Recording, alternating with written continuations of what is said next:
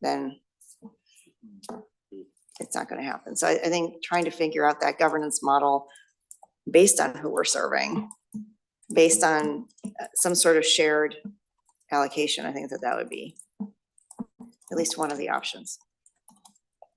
Yeah, it's an interesting question. I know that the new STIF funding from the state level that has been pushing that very issue organically, because it's created that, well, how do these other services get access to that funding? And it's caused some, I think, I would say tension in the region, but some consternation about, oh yeah, what is the right way to distribute those to these types of services versus what does TriMet hold on to for, you know, the typical fixed route service. So I think that very topic is organically going to have to be addressed in this study. So to be thoughtful about how to do it correctly is good advice. Thanks.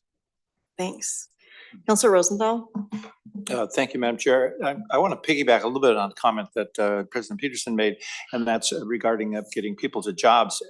You know, in my district, I have a large jobs area that is sort of surrounded, triangulated by 3 cities, but there's not a really very good transportation access. So I guess my plea would be that to make sure that look at things from the backwards thing. Where do people work and how do they get there and how do they service? For example, one of the new tech firms there, 60% of their employees come from Salem. For various interesting sociological reasons. So, but looking at getting people to their jobs is one of the key things that a transportation system, especially a transportation system that is trying to address climate issues, needs to do. And so I just hope that we cover that aspect of looking at it from the jobs area backwards. And the kids. You need kids on, okay, Councilor Gonzalez. Yeah, thanks, President Peterson. You mentioned earlier this the universal goal, and I was going to go in a similar direction as Councilor Rosenthal here as well, because I think in and of itself, a community connector program is like one leg of a stool of a high functioning mobile transit system, right? And I think this is, and I think one of the big gaps in general,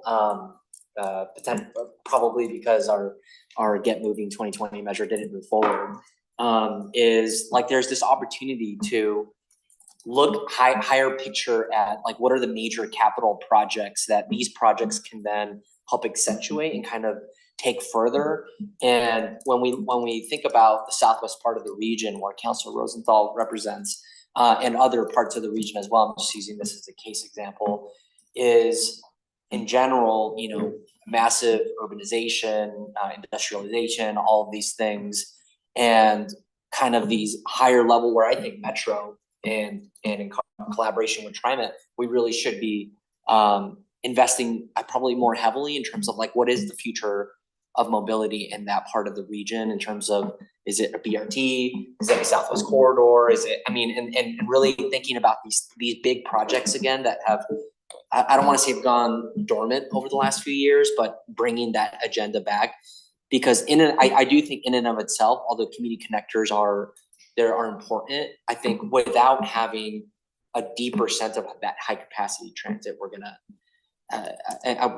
we might not meet the full needs of folks. So I guess this is just an appeal for, as we talk about those universal goals, is to really be able to integrate those plans, which is what you're doing. And I want to highlight again the importance of that, and also appeal to even our own leadership at Metro in planning to think again about how we support these growing parts of the region and parts of the region that have received less resources, less capital investment in terms of these projects, and whether that's a BRT vision, whether that's kind of getting the region back on, what are we doing with light rail again in the future? I think those conversations are part and parcel of this community connector program.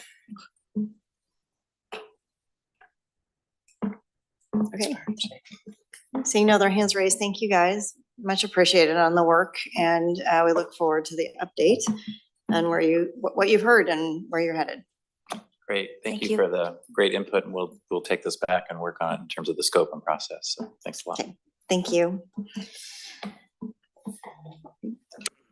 All right, we'll move on to our second presentation. It is a Parks and Nature, the Large Scale Community Visions Program. It was approved by the voters as part of the new 2019 Parks and Nature Bond. Council, as you recall, in 2023, we identified 3 projects eligible for funding in a pilot round, conditional upon successfully meeting certain requirements. And over the course of this year, council approved updates to the handbook, and staff continue to receive letters of interest and extended invitations for full applications. Council will consider approving funding for projects later this year, but today we have the opportunity to learn more about 3 applications that met eligibility requirements. And we have John and Linda here to kick us off. Thank you. Good morning, President Peterson, councilors. John Blasher, he am his Parks and Nature Director, here with Linda, our Large Scale Community Visions Program Manager. Well, thank you all for having us today. We can go to the next slide, please. We're excited to be with you today to begin and continue some conversations about the potential to award some large scale community vision program funds to 1 or more visionary projects in the region. Large Scale Visions is one of 6 programs in the 2019 Parks and Nature Bond. As you can see in this map, the bond is supporting investments across the region. We'll be back in a month on more details of these investments as we share the Parks and Nature annual report. But for the purposes of today, just wanted to highlight, as you can see on this map, that those investments are touching all parts of the region. As a reminder too, this past summer, council awarded $2.5 million to 5 projects for the second round of capital grants. This past winter, council awarded $2.3 million to 15 community identified projects in Western Washington County, and planning a second round in a subset district of District 2, Clackamas County is coming up. Bond investments have also supported protection of 880 acres of priority habitat across 17 target areas. And the bond has also helped to support essential infrastructure and accessibility improvements at sites across the region like Blue Lake, Oxbow, Chalem Ridge, Graham Oaks, and Glendevere. Also, 11 of the 27 park providers have submitted priority projects for awards ranging from Portland to Wood Village, Wilsonville, and Forest Grove. So things are happening. Next slide, please. As President Peterson mentioned, Bond's Large Scale Community Visions Program was created by the council to fund large scale projects that uplift communities by leveraging nature to achieve benefits such as job opportunities, affordable housing, and safe, reliable transportation. These projects are transformative, local projects of regional significance that increase access to nature for people in urban areas and or improve the resilience of urban natural areas. By leveraging other public and private investments, these capital projects will also support improvements in affordable housing and safe, reliable transportation and job creation. As a reminder, this program is $30 million available and is driven by community engagement, community interest, being able to catalyze those transformative projects through public-private partnership. And the end result in that partnership ends up with a public asset. Next slide, please. Hold the mic a little I'm gonna closer. get a little closer. It's been a while since I've been here. Forgotten know. all the little bits You and actually pieces. sound like, yeah, you don't sound like John. Just pull it closer. All right, I gotta, is that There. better? There's the, There we go. Nice. Great, we're on the next slide. So for today, we're gonna provide an overview of the program applications that we received in this round of solicitations that opened in April of earlier this year. And you as council are gonna be in your decision-making role in December, working to meet, as staff, we'll come back to you with some more detailed project evaluations through some briefings this month, so you have more of the information that you need. In this space today, we just want to make sure that council's value statements have an opportunity to shape any of the next steps and identify any additional questions or work needed on the program eligibility process and evaluation for this program. Next slide, please. So through the bond measure and from council's approved program handbook and council meetings, you've affirmed the continuation of the values and directions of the program, retaining the vision and pathway of large scale community visions as this catalytic program that funds habitat investments in big picture multi-benefit projects of regional significance. The program seeks to fund projects that advance multiple council priorities. And through this second round of funding, we want to ensure that we're consistent with the framework. You all mentioned wanting to have a broad regional distribution. We want to be accountable to the bond requirements and the approved criteria and outcome that you all set. Be strategic and efficient with the pace of program impact and spending, and focus on the impact, opportunities, and innovation to support big picture thinking. Next slide, please. Now, this program sets a high bar for truly ambitious and aspirational projects that achieve multiple outcomes. Through the lessons learned in the pilot round of the program, staff are now better able to understand the boundaries of this program. The cycle of funding will continue to ensure that the programs meet the core legal requirements of the bond, such as public ownership of a capital asset, and it will use an evaluation approach with an emphasis on project readiness. Evaluations will ensure that projects meet the criteria outlined on this slide and demonstrate readiness to spend down funding. Along with the minimum $2 million investment in habitat, applicants must have the public-private partnership in place to develop the project. This program also requires a two-part match of 1-to-1 on the habitat investment and 2-to-1 for the overall project, which means that every applicant must match the Metro grant $2 to every $1 from the program overall. Of course, these projects also need to meet the bond and program criteria around community engagement, racial equity, and climate resilience. Next slide, please. Actually, go back one slide. I forgot another part. The project applications are going to be evaluated on the council-defined criteria and on their alignment with the values and visions of the large-scale community project program. So each section of the application will have a high, medium, and low scoring criteria, which is generally defined as high means that it meets all of the criteria with high quality, concise, and coherent answers. Medium, that it meets most criteria adequately, but not thoroughly developed or lacking detail. And low, some criteria is addressed minimally and it requires additional clarification detail. This is the proposed evaluation process we're using rather than just a scoring metric. This allows you all to see sort of that range of high, medium, low in these different criteria. Now we can go to the next slide and I'll pass it to Linda. Yeah. Thank you, John. Good morning. So as a reminder, this slide outlines the program process. So if you all recall, we came to you all in spring of this year with a suite of program changes, one of which shifted the program to an ongoing application cycle, which means that applicants could submit a letter of interest or an LOI at any point once the solicitation opened on April 15th. So staff has conducted extensive engagement, including an in-person and virtual open house earlier this year, which had a total of about 37 attendees.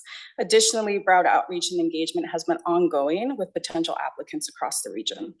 The LOIs are then reviewed by an internal staff review committee, which is staffed from Parks and Nature, as well as Planning and Research.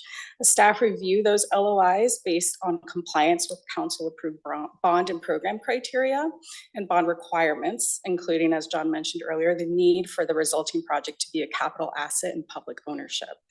Council-approved program criteria and bond requirements are then, so LOIs that meet those requirements are then invited to submit a full application. If the LOI does not meet the minimum requirements through that screening, they are deemed either ineligible based on if the criteria cannot be shifted. So an example would be they're located outside of the jurisdictional boundary of Metro. But if they are able to sort of refine their LOI, they are invited to submit it at a future date and given the feedback that would strengthen the LOI submittal. Within this process, there are regular and ongoing updates to council on letters of interest as well as full application submittals. The 2024 solicitation opened on April 15th of this year has received 6 LOIs to date, totaling about $38 million in program funding requests. There is $10 million available in this cycle, and 3 LOI submitters were invited to submit a full application, and I will go into those details on the following slides. Next slide, please. Okay. So we're starting with the East Portland Nature Center project. This was submitted with the Bird Alliance of Oregon. The project is requesting approximately $6.9 million for acquisition and restoration of a brownfield in Portland. It's part of a larger project with the current overall budget of about $35 million. The project will enhance natural space access, climate resilience, trail connectivity, alternative transportation attractiveness, access to wildlife rehabilitation and education services, as well as the potential for these environmental aesthetics near potential future affordable housing and pollution reduction for communities of color that live, work, and attend school near the site. The project is working in partnership with a number of community organizations and government entities, including but not limited to the 82nd Avenue Coalition, APANO, Bonneville Environmental Foundation, City of Portland, TriMet, as well as Green Leaders Program collaboration and partnership with Hacienda, CDC, and Verde. Next slide, please.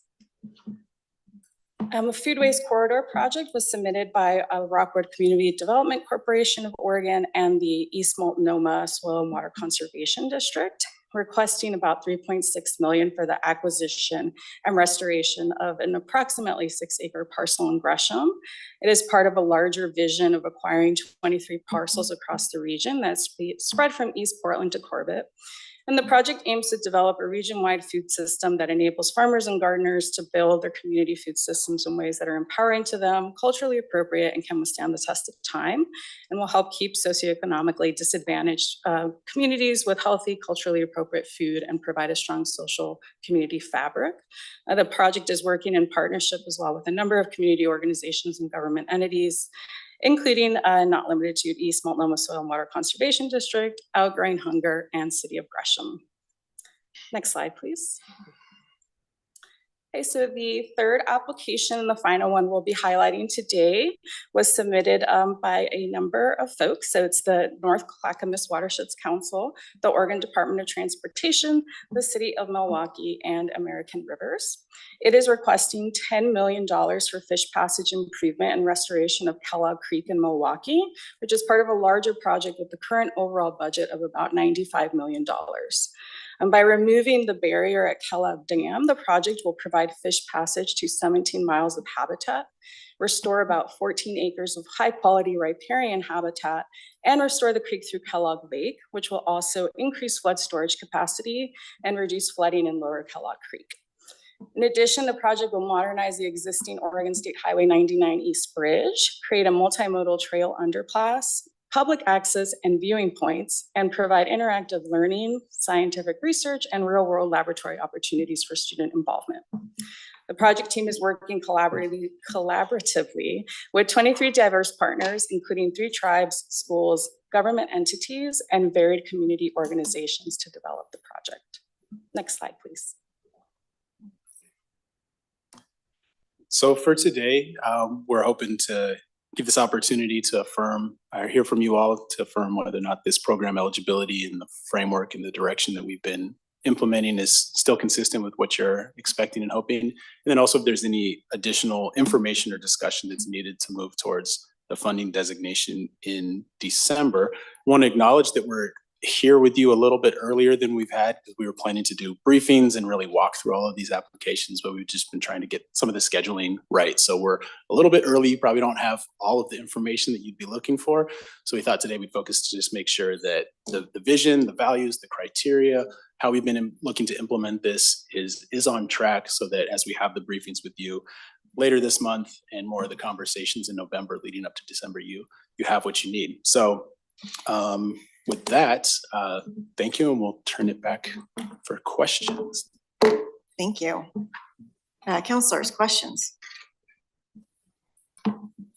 Counselor Gonzalez and then Lewis. All right, sweet. Well, I'm glad I get to go before Councilor Lewis, because I actually want to give a huge shout out for one of the projects that is on the screen. You know, I've had the opportunity to go visit the Kellogg Creek area and really understand the kind of the history of the leadership that has been trying to deliver really critical habitat work there. And just I think the tremendous opportunity to really do something special in Clackamas County and that part of the region. So I just want to give kudos to that and happy to see it kind of move forward through this process. And John, thank you. And Nina, thank you for your leadership and supporting obviously on this process to that state. So I just want to start there and look forward to how that might continue to evolve in our process. And I know that the vision is much larger, and it involves old bridges, and it's tens and tens of millions of dollars worth of work. But really happy to see it. The second question I have, slightly different subject, and it kind of goes into a gray area of precedent within the Parks and Nature Department that I'm seeing that I think we might need to define at a policy level, or there might already be policy, and that's what I want to ask you about. And that has to do with working lands in agriculture as it relates to parks and nature investments. And that has been mostly purely with our site acquisition program, as you know. And like when we acquire sites, sometimes it's like 10% working lands, but we're acquiring the 90. And I know we have some working lands in stewardship that we sublease and things like that, but it's not something that we necessarily yell from the mountaintop because that's not the mission of that program. And so now that I'm seeing this application in East Portland kind of come through, I think it's obviously a really important thing to think about, like food sources and engaging communities in that. But what I'm wondering, and this might be a hard question to put on you, like, how does this interact with like the precedent of Metro and our relationship with agriculture and working lands, with investments from our Parks and Nature bond, which I think have been pretty clear historically that this is not really an area that we aim to have a focus and impact on. Thank you, Councilor Gonzalez. Yeah, I think one of the ways I would look at this and frame it, and you're correct, the mission and direction of the department as based on council and the system plan is focusing more on habitat and ecosystems. And when there's an acquisition of the property, generally it's the entire property. And if there's a farm or some working lands that come along with that, there's a long range plan to convert that into habitat or to dispose of it through a sale and sort of that process. But there's that interim space that we operate where we'll continue to have agricultural leases. And so that's part of a practice, but the ultimate goal is to convert to habitat. What makes this program, I guess I would say, different is that this is a funding program, right? So this is less about the work that we are doing as a department and more is helping to be that vehicle for council and community's vision of things that matter and important. So that's a place where, and in the bond, it talks about more of that intersection in the relationship with farms and working lands. We know from you and from Council President Peterson and others, there's an interest for us to explore more of that. So if that's something that this council wants to take up in more of a policy direction and set some different type of guidance or suggestions of what, or look at some staff recommendations of what that looks like on the longer term. But for this program specifically in this proposal, as a granting program and funding, we're looking to support funding this work. We're proposing that they're proposing to fund this work, and you all can decide whether or not this meets the large scale community visions piece. Does that help to kind of maybe distinguish between what the department is focused on in terms of services versus one of the services also being a funder of lots of different work? Can I ask a clarifying question? Yeah. Are you asking about the intersection between the foodways corridors and our desire to have a more active role in the working lands because it doesn't feel like it totally fits into the large scale community project definition as we set it up, but yet it seems like it's an important conversation. And so are you trying to find a place for it? I'm just trying to. Well, thanks for the clarifying question. I think it's like, it's coming through and it feels, I think a little different from some of the other projects that we've seen in terms of the intersection of transportation, housing, and habitat restoration. That's not to say that it's not a great idea and something to explore, but I guess the point of my question was like really trying to see this gray area of like, I know that we have this history, the council has expressed an interest in that. And this is like me talking out loud and trying to figure out, is this the project to then advance those goals that we've talked about, or is it not? And so I appreciate you kind of putting it back on us to have that high level conversation, John. And I think to your point, to your question, President Peterson, I think I'm trying to figure it out because I think we had I want to say we had a clear focus, but it's a brand new program and we're building it as we go. So the only precedent that we really have to place is whatever baggage we bring as counselors to helping our staff to do this. So I'll see the time because I want the conversation to continue and I want to see what other folks have to say. But before I do that, I also want to acknowledge that Rep. Gamba's here as well from that part of the district. And thank you for your leadership, Rep. And to your team. So anyway, that's all for now. Thank you. Councilor Lewis, and then Simpson, and then Rosenthal, and then Huang. Sure, thank you so much. Madam President. The presentation today was top notch. I think that the opportunity to move forward with our large scale community visions it's the right time. We definitely have two projects presented, both in my mind directly hitting the marks of nature-based projects that are driven by communities' access to these other social goods, transportation in particular, transportation and housing. And I am truly impressed by the work that has gone on over the past couple of years in Kellogg in particular, since we started the conversation around the transportation funding measure, because there is a large outdated piece of concrete there that for transportation infrastructure, safety's sake needs fixing. But touching that opens up so many other worlds of opportunities in terms of community connection across a dangerous road and connection for the ecosystem in a major place where environmental justice would lead us to put every next dollar right there. So I think that the opportunity at Kellogg Dam, not only because you have several governments all working together and we could join, but you also have community, you also have American Rivers that could be working literally anywhere else in the country, but this one is so high need. They've made it one of their priority projects. So the partnerships that are there really speak to the strength and partnership and community that I think we outlined in our guidebook and had in mind when we referred the measure. Then the opportunity to build on an old landfill. You call it a brownfield, it is a brownfield, but I want to just really enunciate that we have a unique responsibility with our regional planning hat on when it comes to old landfills because of what we do with WPEZ. So I'm desperately looking for ways that we can look at other old landfills across the region and how to find new life for them. But kudos to the community partners, to folks who have pointed to this as an excellent site based on the merits of not only the ecological connections that can be made there, but its proximity to transportation, its proximity to housing, its proximity to education. So for me, these two just knock it out of the park. The only question I have is actually around how disciplined we are around budgeting. Obviously, the PowerPoint enumerated the $30 million bucket, but we had desire to go out in multiple tranches.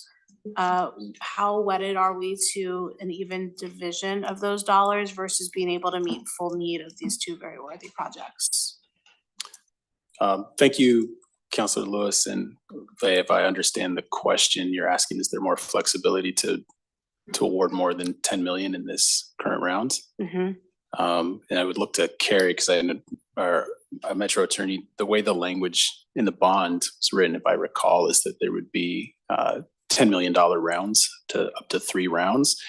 So you all did a first pilot round, and in this current rounds, would believe we have available is 10 million.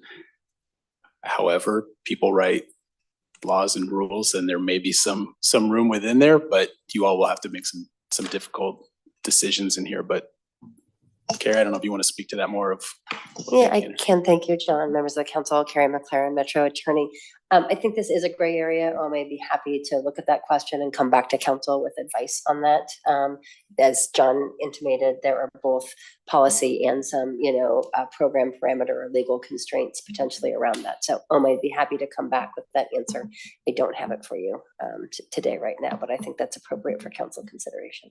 Thank you. I would like it to be a council level discussion and decision. This feels big and important.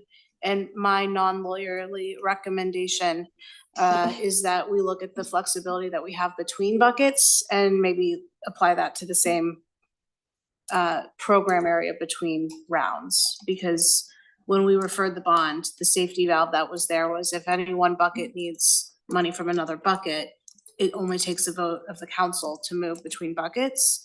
So if we can move between buckets, why can't we move between rounds by a vote of the council?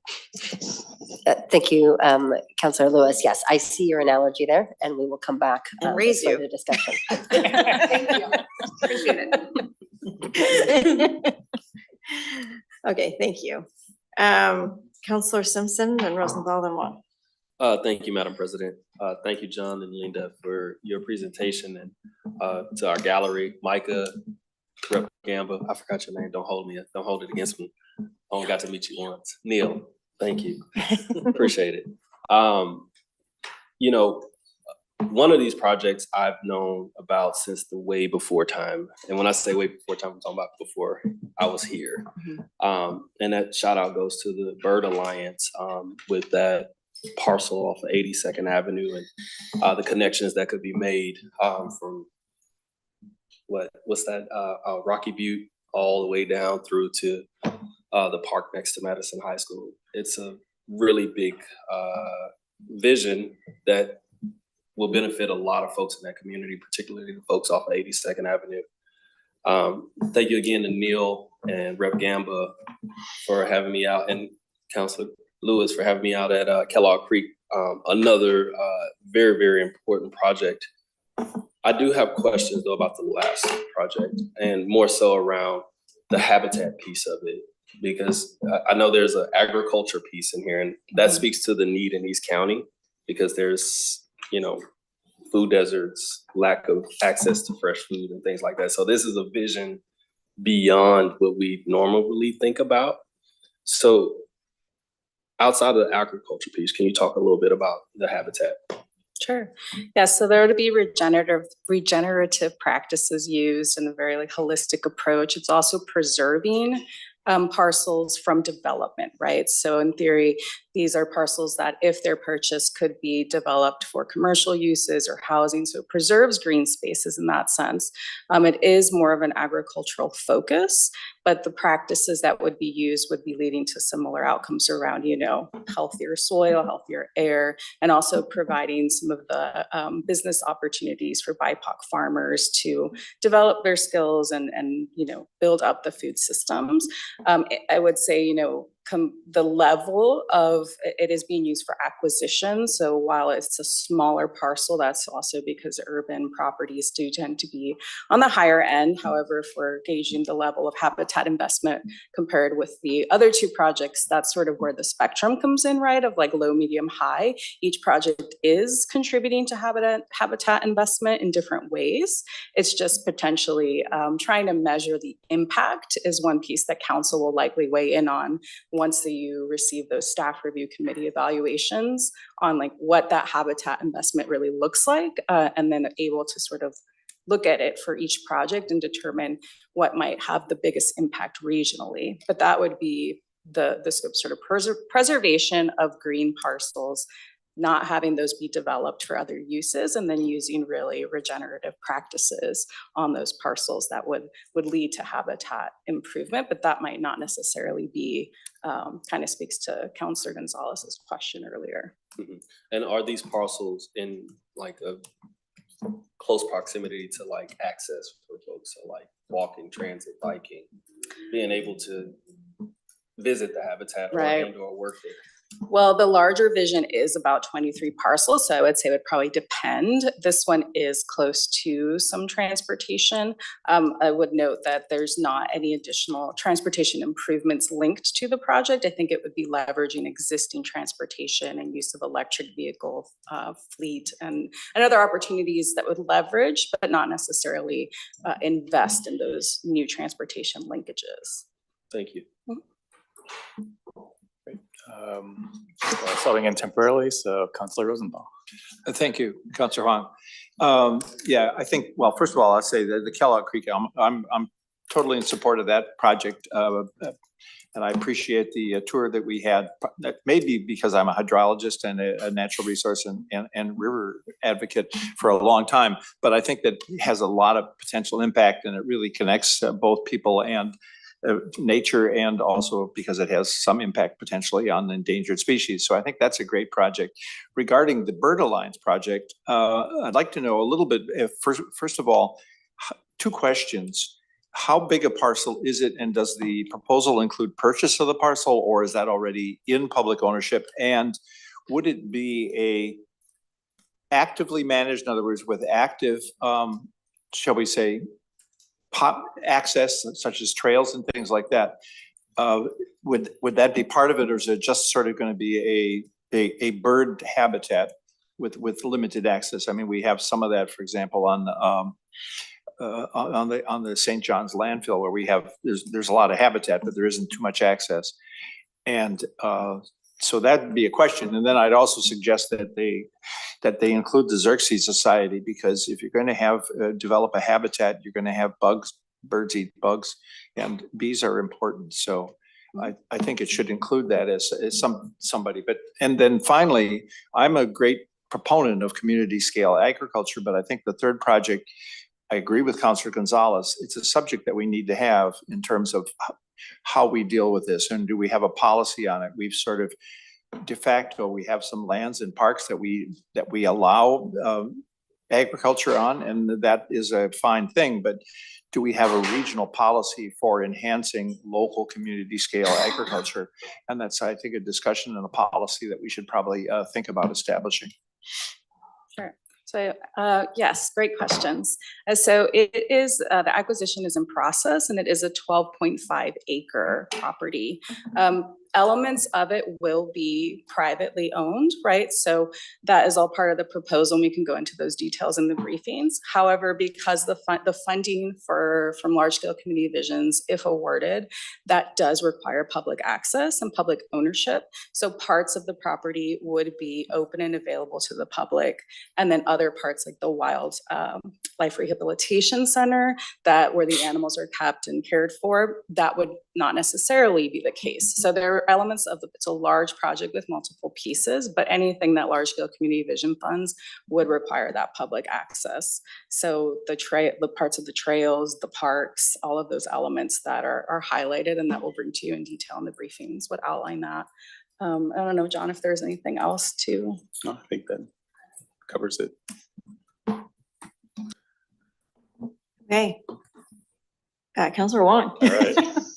Thank you, Madam President, and thank you for bringing these three great proposals to us. I was wondering if you could speak a little bit more about the kind of learnings from a pilot round. It was a pilot, of course, so what changes in your criteria or anything were applied to this round? And then maybe just quick updates on that pilot round. I think we had some challenges like we're talking about with public ownership on OMSI District and on the Abina Vision Trust. And oftentimes the most compelling and worthwhile projects come with thorny jurisdictional issues. And I'm wondering, do we have that same kind of element here where there's a lot of uncertainty with the public ownership that might delay projects, and how that might play out, I guess, as part of like a feasibility criteria, like are the public potential partners on board? I can speak to some of the things. So some of the changes from the thank you, Councilor Wong. Some of the changes from that pilot round is one of the things you're speaking specifically to is that we now have the requirement that for the LOI that there needs to be a public partner that's part of that LOI submission. So we're getting that most basic piece clear and upfront at the very beginning of projects in order for them to move forward into subsequent rounds. Some other changes we did with this from the pilot round was having more of an open and kind of rolling process to take in applications, because we realized there's projects are in various different stages and not everyone is ready to just meet a specific deadline or timeline. So we continue to take in those LOIs even now, which is why we've only brought 3 forward through the application phase. There's a couple others that came in recently that we're still reviewing and we'd be bringing to you more in 2025. And then we also made changes to the match. I remember the specific numbers and frame off the top of my head. And there was another piece I know too that we had in terms of refining some of the criteria. The connectivity, the campus thing. Right. The question about connectivity, does a site have to be everything on one single campus, like an OMSI type project or an ABT, or is it okay to have something where it's more spread across, like the corridor, the food corridors program, where it's like, hey, you're taking a larger view of what a connected project is. But Linda, maybe you want to talk about the match piece and any other changes I missed?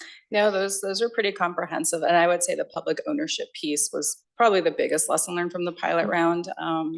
It's a challenge to develop a project that requires that public ownership piece without that public owner bought in early on. But the match, if you all require or remember, it was a two-part match. It's a 1-to-1 on the grant itself, the habitat investment piece, and it used to be a 1-to-5 on the overall project. We heard very resoundingly from everybody that that was a huge barrier. So we did reduce it 1-to-2, so it means, $2 match to everyone. There's, also opportunity, as always, to revise any of this program criteria as you all deem fit. Those were some of the biggest changes and lessons learned. Great, thanks. And on the current proposals before us, like we're the public partners.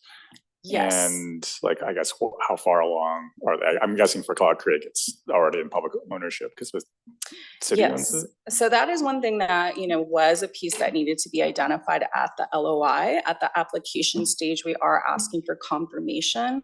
There are differing levels of, I would say, like, firmness on it. Some of it just depending on some public owners or some public partners do not want to own fee title. They would like an easement. And once we start getting into those details, it would require legal to really be involved and determine if the easement, if and when it gets to that point, meets all of the requirements. And Carrie, I don't know if there's anything you'd like to add on that as well. I mean, I think that's, sufficient. The easy answer for public ownership is that the entity owned fee title. Then the next question, if it's a different type of property interest, is how that is connected to ensure the public access, the public utility of the project. So that's where the project detail becomes really important in order to be able to analyze whether it complies with that criteria. But we're at a sufficient enough place where they are viable projects. Yes, we believe so at this point, but we can always, things shift. Again, it's yes, we all have a public partner who has committed to the partnership and ownership at some degree, yes. Great. And then I guess my last question, if that's okay, would be, are we in the business of doing partial awards? Like, is there a minimum threshold where on these projects, like if they weren't awarded the full amount, that the project is no longer viable, or is it kind of all or nothing? You all have the authority to fund like all, none, or some of them. Okay. And each project, when we get into the details, will define sort of what that impact is if it's not the full requested amount. And some of these, would probably take more if they could, to Councilor Lewis's point. So now you have flexibility within that, and we can help provide the information so that you would know what that impact might look like if you were to do some partial awards in this round. Thank you. Thanks. Councilor Nolan. Thanks, Madam Chair. Good morning. It's wonderful to be in a spot where we have potential partners who are really stretching themselves to meet the objectives that we've laid out for this program. And I think all three of these proposals qualify for that description. I do think, though, we've highlighted here, we've elicited here a recognition that on your high, medium, and low, we've got two projects who, I don't want to prejudice things, but probably hit the high, and another project that we ought to really work hard to find a home for in Metro. This may not be that home. So we've been a little, a little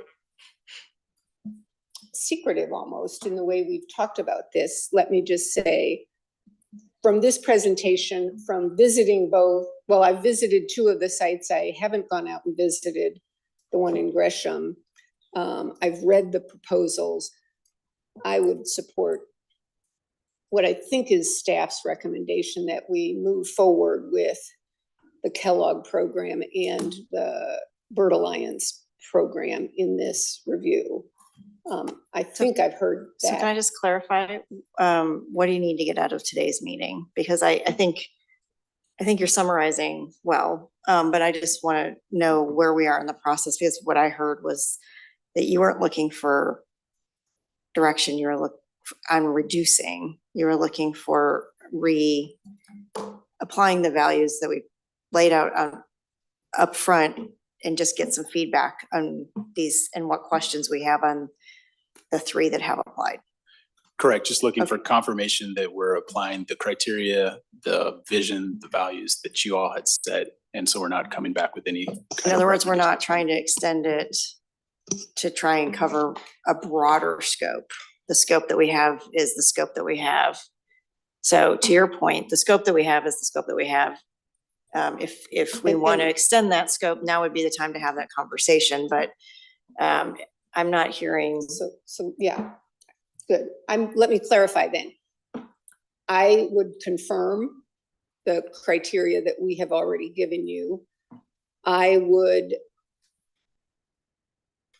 support a conclusion that 2 of the proposals likely hit the high evaluation, and the other proposal has a lot of merit, but not in this program as it's currently configured. And I'm not suggesting, others may, I'm not suggesting a change in the criteria for this grant program. But I do think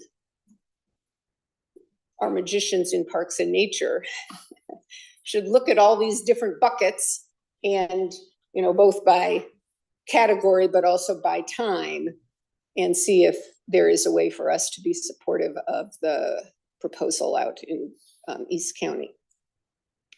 The last thing I'll say is I joined several of us on the council in boots on the ground, eyes and noses in the presence of Kellogg Creek, and that for many of us who are visual learners, that kind of experience helps solidify our understanding of the proposal.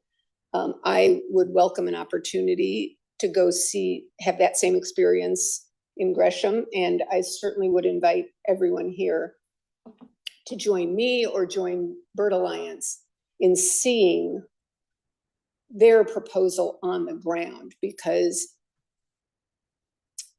you understand it much more deeply than seeing a slide on the screen. I'd be happy to make arrangements for that.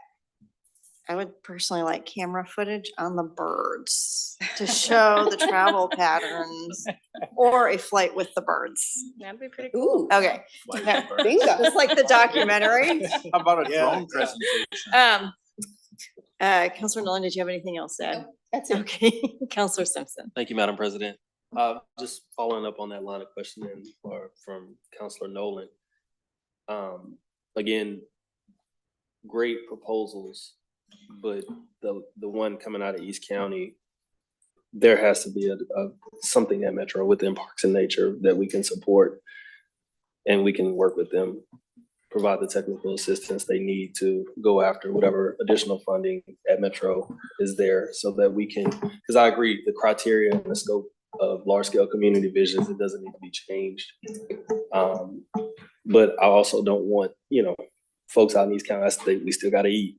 We still need food, we need food production. And so I really wanna make sure that we are being sensitive to that, and also providing that technical assistance to our partners in the community for that, because at the end of the day, it's the people that's gonna benefit from it, the ones that we talk about a lot in here, so. Yeah. And Oh, go I ahead. was just going to affirm that internally at Parks and Nature, we do collaborate with the other grant programs and try to identify the opportunities and possibilities. So definitely we'll take it back and continue those conversations. I just want to interject, and then we'll come back to Councilor Rosenthal. I guess what I'm hearing from the council, and thank you, John, for being upfront and saying, would love to get back to council on this rural urban issue that we have in many parts of Metro when it comes to the farming discussion and food production. And so not this year, but in the new year, Marisa, could we put together kind of a work session that would include all of the departments who touch this kind of conversation and even some partners that touch this conversation, and start to talk about what our role in that could be and the depth and breadth of that, because I think this is a growing conversation, and I know that there are a lot of partners out there that we haven't necessarily worked with yet, but I think could be good partners, like the Black Oregon Land Trust, or the National Black Farmers Association. There's some groups in there that are outside our boundary, but I think would be interesting partners to at least have conversations with. But it's not just a parks conversation. I thank you, Council President Peterson. I would love to bring something like that back. And I just want to say, you know, I think food policy is a huge topic.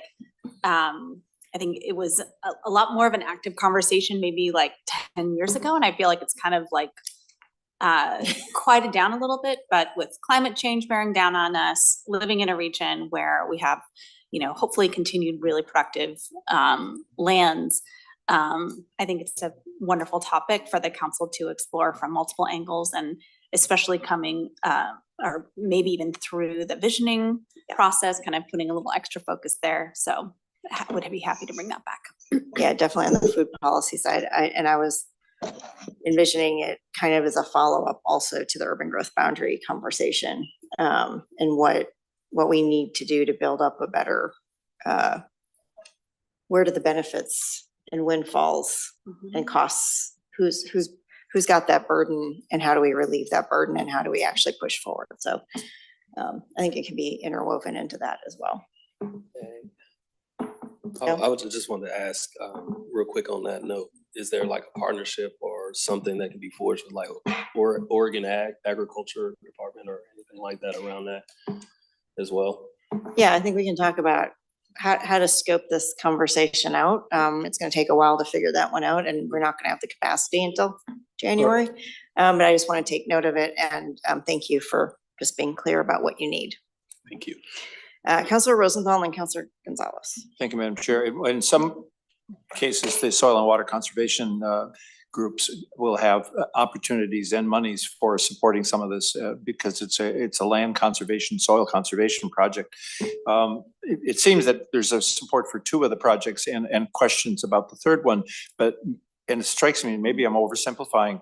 We have a total of 16 million asked, but we only have a bucket with 10 million in it. So the question is either do we apportion it, or as per Councilor Lewis, can we get a bigger bucket? And so I don't know the answer to that at this point in time, and perhaps you can get back to us on that. I mean, obviously their legal team will get back to us on whether we can enlarge the bucket before we make a decision on how we parse out those $10 million. Is that correct? Yeah, we can get with the OMA team and see. There will be more proposals that'll come in. So I guess the reality, is you'll be making difficult decisions for lots of different projects. Do we have any pre-knowledge of some of the proposals that are likely to come in? Have we gotten? Well, like we said, we have Nibbles? like 2 or 3 other LOIs that have come in recently that we're looking at.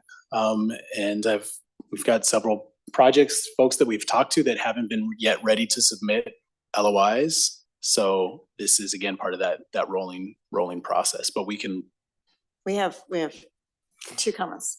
I have maybe a suggestion. I really appreciate the confidence in the Parks Magicians being able to accommodate all these projects, and like they shared, they are always in contact with other parts of the bond.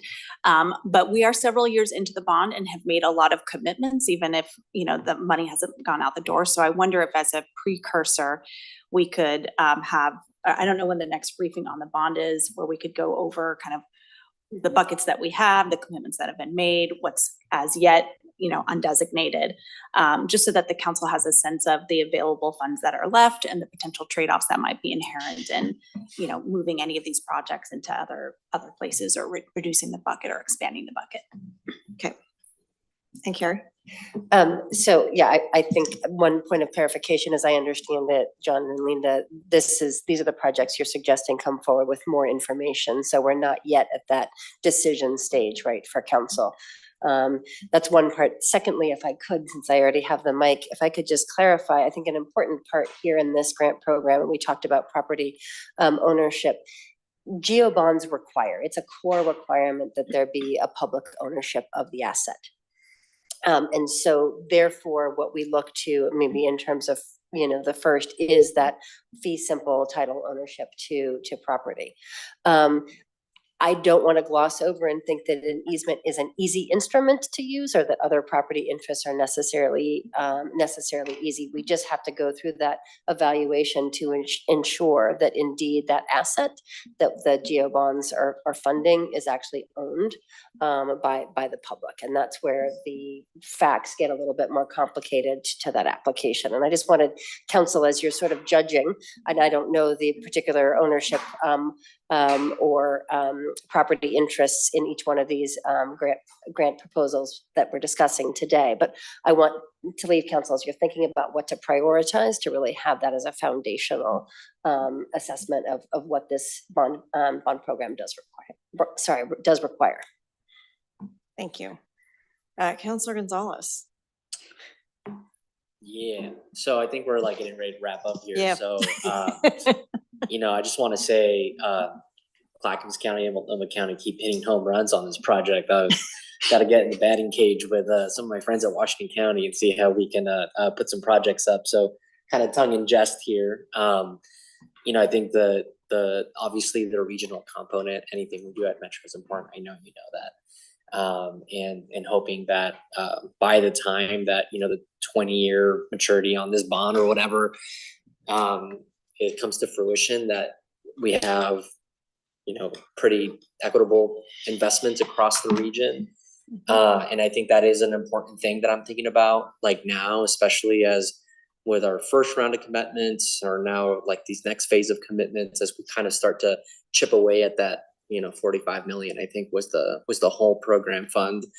Thinking about some of the major commitments that have kind of been pending, and with this is just thinking like at a high level, like we want to get this money going. We want to build amazing things in our region, but also hopefully keeping our powder dry for other projects that help us meet our regional mandate, in my opinion. So I just wanted to kind of throw that in there as well. And I know that that kind of it doesn't all rely on Metro, because we need to find those opportunities in other places. That's all. Thanks. Thank you. I just want to say, Rep. Gamba, how many decades have we been waiting to blow that dam up? Over 20. Yes. Before I got So I am ready to set the explosives and blow it up. So I guess my question is just,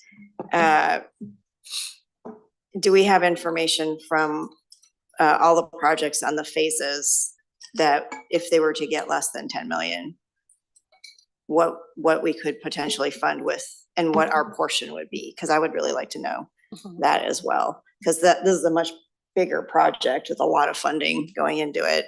I just would like to know what our portion is of that for all of them.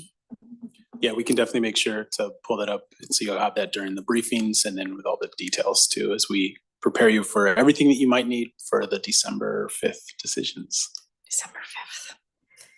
Yeah, December is going to be a very, very busy 2 weeks, everyone. So just, cancel all personal plans, everything at night, everything during the day, so that we can get through this.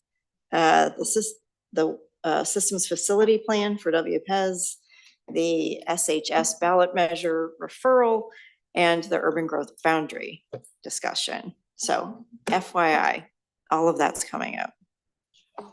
With that, thank you. Thank you very much for the support and direction. Appreciate it. All right. Thank you. Take care. All right, so we'll move on to Marisa for COO Communications. Thank you, President Peterson. Just a reminder that we have an all-staff town hall today at the Oregon Convention Center.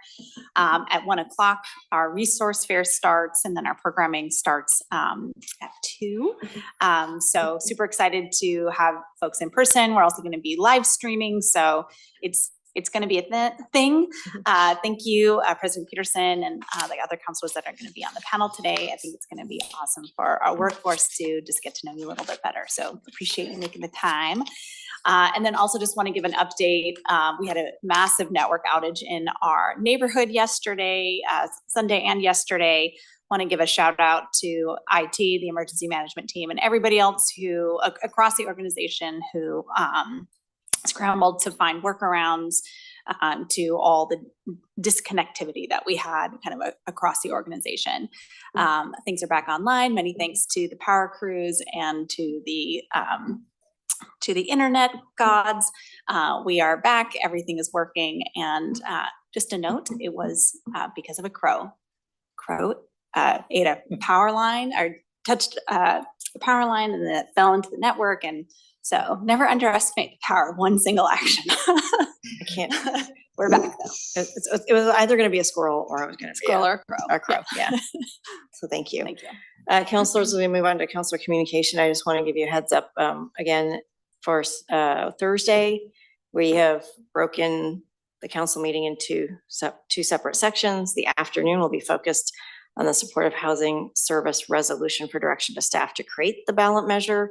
If you have any amendments, please, if you could get them to us at least 24 hours or more prior to, so that I am prepared to run a meeting and help negotiate through each and every one of those amendments if you do have them. And Carrie, do you have anything to add? No, I think maybe just briefly might be helpful. So the references, when council adopted your sort of rules of procedure, therein, that's where you made the commitment to offer up to your colleagues and to MCP any amendments that you might want to be making to resolution. So that just is in order for use of meeting efficiently. Secondly, I would just say in terms of this form, I'm happy to talk with any of you if you would like any assistance in that in our office. Also, just recall in terms of our basic procedure that we usually put the resolution or ordinance, in this case, it's a resolution, on the table and then make amendments therefrom. And that's just for ease of counselors to understand what is before them, what you're discussing and what you're voting on. And if anyone has any questions about that process, also happy to discuss in advance of the meeting. And I will be bringing some forward based on stakeholder engagement for your consideration. Some amendments. We've got chairs of the counties. They're going to be making some comments. I may need to bring those forward to you so you can consider that. Just make, so I understand. You're talking about bringing amendments, any one of us. Yeah. Sharing with all of us. Yeah. In advance so that people can absorb. Yep. Evaluate. Great. So It's a great idea. I would rather not Yes. construct a Standard sentence in real time or have to deal with the sentence in real time. Bingo. It creates a lot of confusion and we get ourselves wrapped up around the wheel. So I would just try and construct your sentence or your thought prior, and then please share it so that I can also keep track of that during the meeting. Because if each of you have two, that's a lot on top of whatever else we get from our stakeholders. So just thank you. I just want to say thank you ahead of time for submitting that ahead of time. All right, any other communication? Seeing none. All right, we are adjourned and our next meeting is Thursday Has the at resolution? 10:30 a.m. Thank you.